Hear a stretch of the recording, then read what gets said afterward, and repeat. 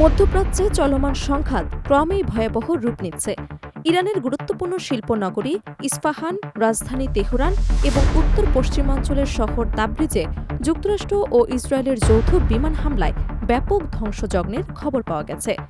বিভিন্ন সূত্র জানিয়েছে, হামলায় বহু স্থাপনা ক্ষতিগ্রস্ত হয়েছে এবং বেশ কয়েকজন বেসামরিক নাগরিক প্রাণ হারিয়েছেন।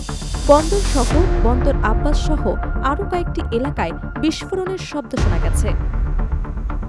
পাল্টা জবাবে ইরান ইসরায়েলের দিকে ড্রোন ও ক্ষেপণাস্ত্র ছুড়ছে বলে জানানো হয়েছে। এতে ইসরায়েলের উত্তর ও মধ্যাঞ্চলে সতর্কতা জারি করা হয়েছে এবং অনেক বাসিন্দা নিরাপত্তা আশ্রয়ে অবস্থান নিচ্ছেন। একই সময় গুরুত্বপূর্ণ সমুদ্রপথ হরমুজ প্রণালীতে উত্তেজনা বাড়ায় বৈশ্বিক জ্বালানি বাজারে অস্থিরতা দেখা দিয়েছে। আন্তর্জাতিক বাজারে তেলের দাম ইতিমধ্যেই প্রায় 23% পর্যন্ত বেড়েছে বলে বিশ্লেষকদের ধারণা।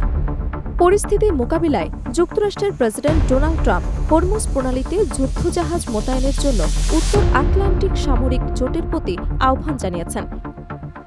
অন্যদিকে ইরান অভিযোগ করেছে, তাদের ড্রোনের অনুকরণ তৈরি করে প্রতিবেশী দেশগুলোতে হামলা চালানো হচ্ছে, যাতে ইরানিকে দোষী করা যায়। এদিকে লেবাননেও সংঘাত ছড়িয়ে পড়েছে।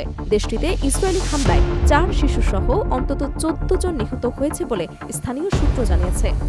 বিশ্লেষকদের মতে, দ্রুত উত্তেজনা কমানো না গেলে মধ্যপ্রাচ্যের এই সংঘাত আরও বিস্তৃত আকার নিতে পারে এবং এর প্রভাব বিশ্ব অর্থনীতি ও জ্বালানি বাজারে দীর্ঘমেয়াদী সংকট তৈরি করতে পারে।